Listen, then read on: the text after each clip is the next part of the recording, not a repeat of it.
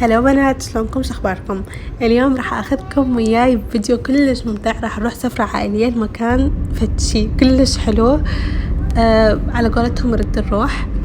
فتابعوا الفيديو من هسه، خلولي لايك ويلا. طبعا تقريبا بهذا اليوم طلعنا بالستة الصباح، تخيلوا. ورحنا كمان النواقص اللي عندنا.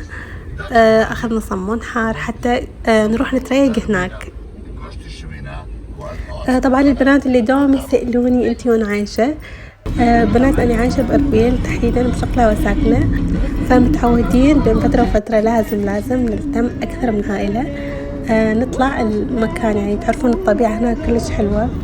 فنحب كل فترة نستكشف مكان حلو.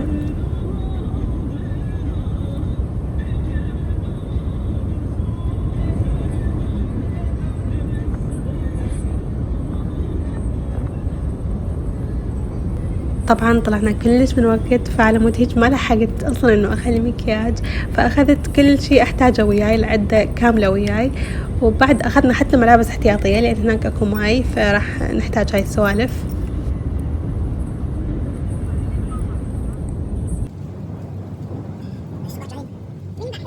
طبعا هنا الحمد لله واخيرا وصلنا. كان المكان كلش ازدحام، اكو ناس اصلا تجي من الليل ويعني تبقى للصبح، بالاخص بيوم الجمعة المكان يكون كلش مزدحم. هنا كنت مصورة الفيديو وجاي احكي بس الصوت ابد ما واضح. المهم فاضطريت انه مرة ثانية اعيد مونتاج الفيديو واصور. طبعا المكان يصير هو على يعني على الماي، ومخلين اكو مثل المراجيح حتصير بنص الماي.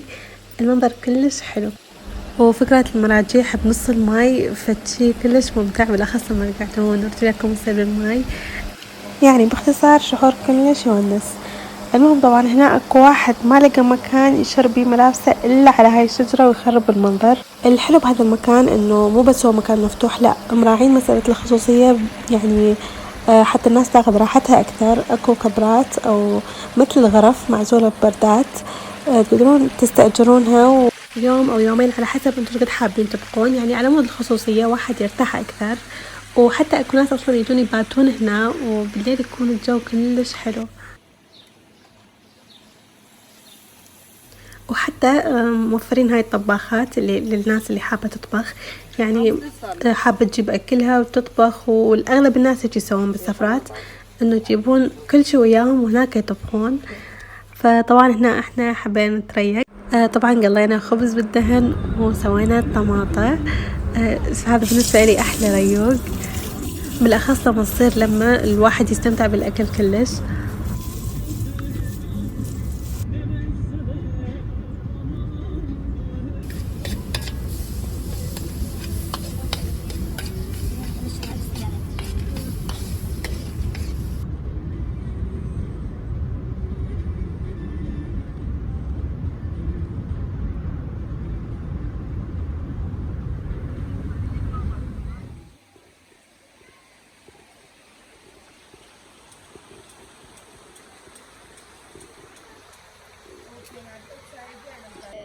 أول ما أجينا الماي كان كلش صافي، بعد ما ظلت العالم تجي. شوفوا يعني كمية الوساخة اللي صارت بالماي. طبعا مع الأسف إنه هواي ناس ما يراعون مسألة النظافة، بالأخص بالسفرات.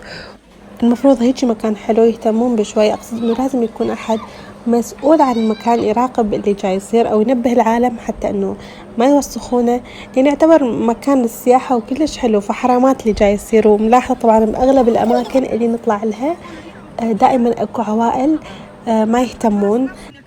وهنا تغدينا وشربنا شاي واستمتعنا بالمكان، وبعدين رجعنا طبعا من وقت. ليش؟ لأنه الطريق يوم الجمعة يصير كلش ازدحام، فما نقدر نتأخر.